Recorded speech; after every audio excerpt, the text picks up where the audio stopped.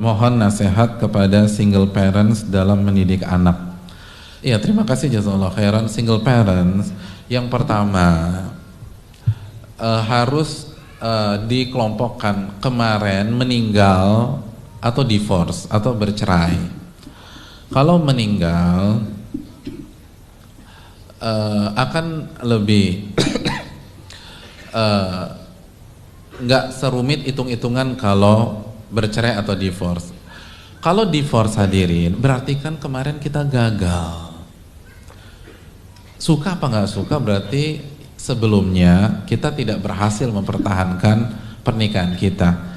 Kalau nggak berhasil maka langkah pertama adalah perbanyak istighfar dan taubat kepada Allah Subhanahu wa taala.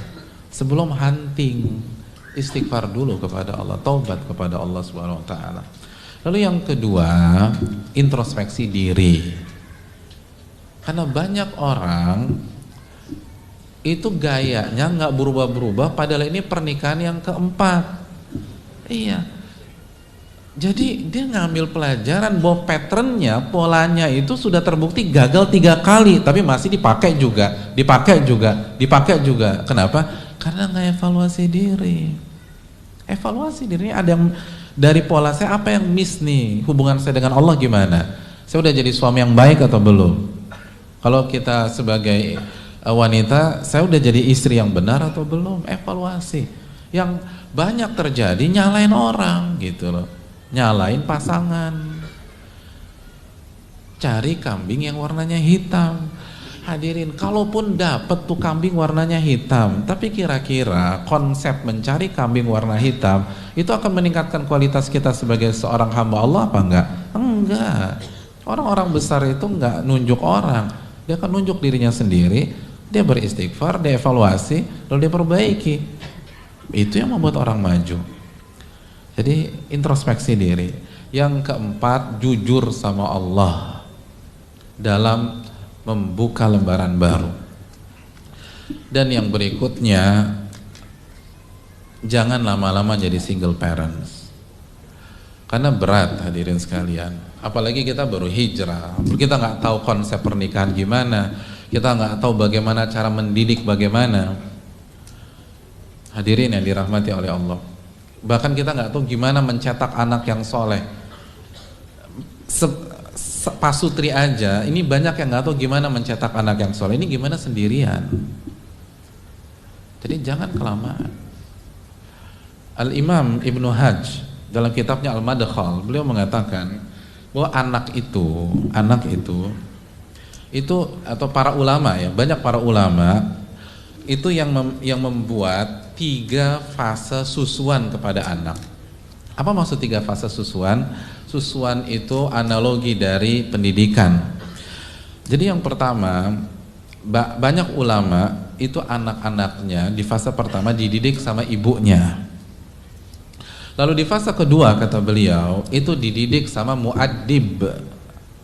Baru fase yang ketiga baru masuk ke masalah ilmu yang detail. Kalau bakatnya ke Al-Quran diajarkan bahasa Arab, qiraat, fikih segala macam.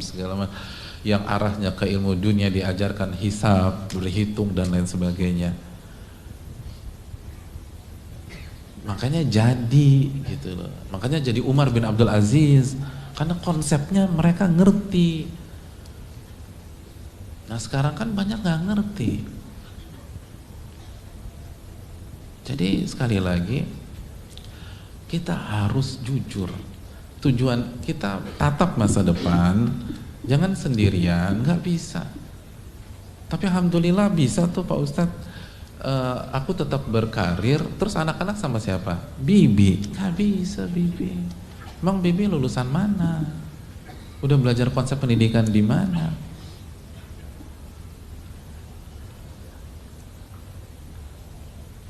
Apalagi kalau kita misalnya sebagai ayah, gimana kita didik anak-anak? Padahal umum madrasatun, ibu itu madrasah.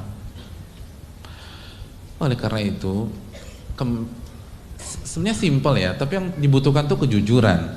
Konsepnya simpel, ku anfusakum wa ahlikum naro, jagalah diri kalian dan keluarga kalian dari siksa api neraka. Pertanyaan besarnya, jujur nggak ketika kita mau memulai rumah tangga baru, kriteria yang kita tetapkan adalah pasangan yang bisa jaga kita dan anak kita. Kalau kita khususnya kita istri, atau ketika kita suami, jaga anak kita lebih khusus karena kita yang jadi pemimpinnya dari api neraka. Itu pertanyaannya, dia punya spek nggak untuk menjaga anak saya dari api neraka? Kalau dia punya, maju, kalau enggak. Karena mayoritas yang dilihat fisik lagi gitu loh, yang dilihat harta lagi. Gak bisa, apalagi single parents kan begitu Qabil tuh nikah, langsung nih anak ada di usia 7 tahun, 5, 8 tahun. Beda kalau yang dari awal, ada fase hamil dulu, persiapan dulu. Tapi single parents kan gak bisa, begitu nikah langsung praktek, gak ada teori lagi. Jadi kita gak butuh yang baru-baru, kita butuh expert, hadirin. Dia orang udah ngerti gimana cara didik, gimana jaga nih anak dari api neraka. Adapun yang baru ini susah. Itu harus jujur, bukan nggak bisa, susah. Jujur dalam memilih, karena kita akan ditanya. Ibnul Qayyim mengatakan orang tua akan dihisap lebih dulu daripada anak. Kenapa? Karena survei membuktikan mayoritas anak durhaka, anak maksiat, anak fasik, bahkan anak murtad itu karena pengaruh orang tuanya, khususnya di masa kecil. Fa abawahu yuhawidani au yunassirani au yumajisani. Kedua orang tua yang menjadikan dia Yahudi atau Nasrani atau Majusi dalam hadis riwayat Imam Bukhari. Jadi jujurlah sama Allah Subhanahu wa taala, kriteria apa yang kita pilih. Kalau kita nggak jujur berat, bisa jadi gagal. Bisa jadi gagal lagi dan gagal lagi. Tapi kalau kita jujur, walaupun ternyata nggak sesuai dengan ekspektasi kita, tapi kalau kita jujur, Allah akan berkahi kita. Allah akan berkahi kita. Ingatlah Malik bin Dinar, saya sudah talak 3 sama dunia. Talak 3 dengan dunia.